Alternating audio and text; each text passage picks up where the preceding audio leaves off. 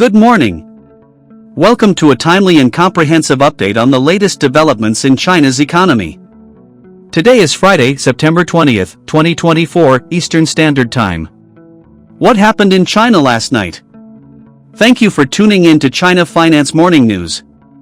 Let's start this beautiful morning as Panda Finance brings you today's headlines.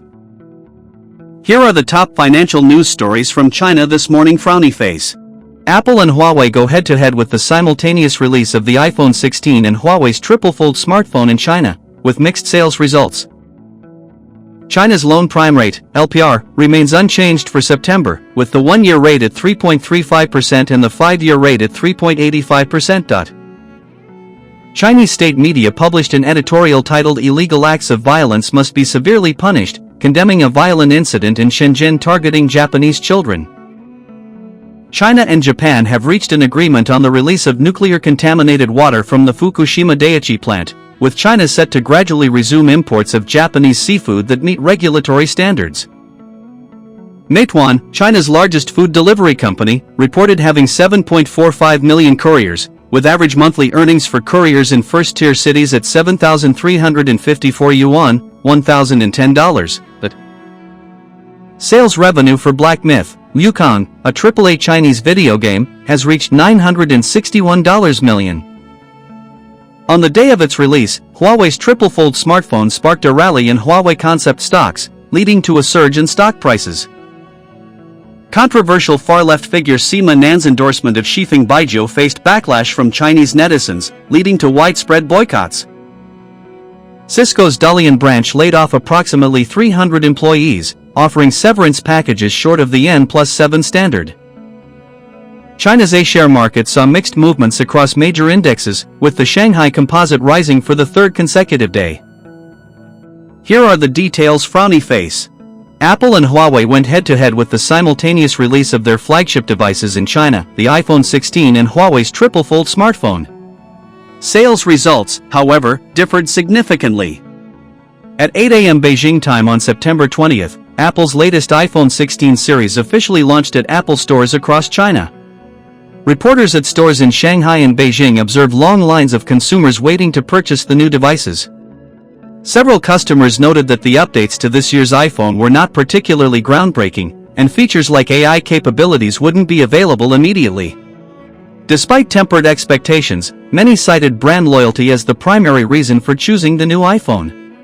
Scalpers reported that the resale market was lukewarm, with the highest price markup for the iPhone 16 Pro Max at around 700 to 800 yuan, $96 to $110, but in contrast, Huawei opted for an online launch. At precisely 10:08 a.m. on September 20th, the Huawei Mate X-T Extraordinary Master, a triple-fold smartphone, went on sale on various e-commerce platforms. All models sold out instantly. As of 11:59 p.m. the previous night, Huawei's website had logged 6.62 million pre-orders for the device. That morning, Richard Yu, Huawei's executive director and chairman of the Consumer BG, appeared at Huawei's flagship store on Nanjing Road in Shanghai to attend the first delivery ceremony for the Mate X-T. At the event, Yu remarked that the overwhelming demand for Huawei's triple-fold phone had far exceeded expectations and that the company was working overtime to ramp up production. It's worth noting that on the same day, Huawei-related stocks surged in China's markets. By the close of trading on September 20th, shares of at least 5 companies tied to Huawei had hit their daily limit. China's loan prime rate, LPR, remained unchanged for September, with the 1-year rate at 3.35% and the 5-year plus rate at 3.85%, according to a release from the National Interbank Funding Center, authorized by the People's Bank of China, PBOC, on September 20th, 2024. Both rates are consistent with the previous month's levels and will remain in effect until the next update. Zhou Lan, director of the PBOC's Monetary Policy Department, highlighted the constraints on further reductions in lending and deposit rates.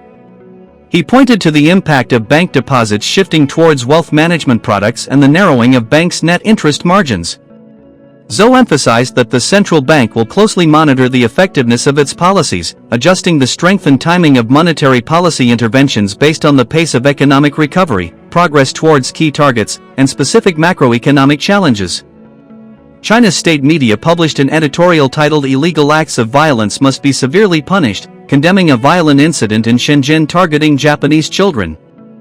On the afternoon of September 20, Shenzhen Special Zone Daily, the city's official newspaper, expressed deep sorrow over the death of a 10-year-old Japanese student who was fatally attacked and strongly condemned the suspect involved in the incident. The article stated that violence against innocent people, especially children, crosses a fundamental line of human civilization and is a direct affront to the law. On September 20, Beijing time, China and Japan reached an agreement on the release of nuclear-contaminated water from the Fukushima Daiichi nuclear power plant, with China set to gradually resume imports of Japanese seafood that meet regulatory standards. During a regular press briefing, Foreign Ministry spokesperson Mao Ning emphasized that the agreement does not signal an immediate and full resumption of Japanese seafood imports. China will continue to adhere to World Trade Organization rules and domestic laws, making decisions based on scientific evidence and ensuring safety. Mao stated that China would participate in monitoring activities, conduct independent sampling, and verify the results before adjusting relevant measures based on scientific data. Technical consultations between the two sides will continue, and imports will gradually resume once China's requirements are fully met.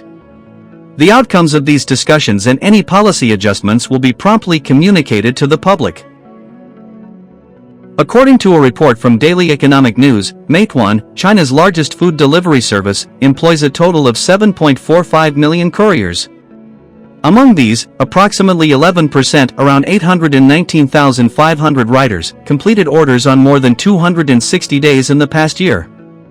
Notably, about 48% of couriers with earnings reported working less than 30 days in that same period. For example, as of June 2024, couriers in first-tier cities can earn over 7,354 yuan, $1,010 per month, while those in third-tier cities and below can earn more than 5,556 yuan, $760 monthly. Sales revenue for the Chinese AAA game Black Myth, Wukong has reached $961 million. According to a report from Eatsai Global, the game has sold 20 million copies on the Steam platform, with total revenue surpassing $961 million. Huawei Securities projects that the game's total sales could reach between 30 million and 40 million copies, translating to revenue between 10 billion and 14 billion yuan, $1.4 billion to $2 billion. Chinese far-left figure Sima Nan has faced significant backlash from netizens after endorsing a local Baijiu brand at a promotional event in Xi'an. Sima, who has long presented himself as a patriotic figure, saw his reputation decline sharply after acknowledging ownership of property in the United States. This revelation prompted a widespread boycott of the Baijiu brand among Chinese internet users. In response, the brand issued a statement suggesting that Sima Nan was not an officially invited spokesperson, attempting to distance itself from the controversy. According to Phoenix Finance, Cisco has begun layoffs in Dalian, offering severance packages of N+7. Following similar moves by tech giants Intel and IBM, Cisco is implementing its second round of layoffs this year. On September 19, multiple Cisco employees in Dalian reported to Phoenix Finance that they received formal layoff notices, with approximately 300 positions expected to be cut. The severance plan offers two options. The first is an immediate exit with an N+7 compensation package, while the second allows for a 2-month delay in the layoffs, with an N+5 compensation package. Reports suggest that a significant portion of Cisco's overall business may soon be relocated to India or Japan. Hong Kong's Huawei-concept stocks surged in the afternoon session on September 20, following market reports indicating that the U.S. Senate's final version of the National Defense Authorization Act, NDAA, did not include the Biomanufacturing Safety Amendment, S.Amt. 2166. The NDAA incorporated 93 amendments overall, but the omission of the biomanufacturing proposal led to a rally in related stocks in the Hong Kong market. China's A-share market saw mixed movements among its three major indexes, with the Shanghai Composite Index rising for the third consecutive day. At the close, the Shanghai Composite was up 0.03%, finishing at 2,736.81 points, while the Shenzhen Component Index fell 0.15% to 8,075.14 points. The Chinext Index declined by 0.64%, closing at 1,536.60 points. Total trading volume on the Shanghai and Shenzhen exchanges was only 574.7 billion yuan, a significant drop of 52.1 billion yuan compared to the previous day.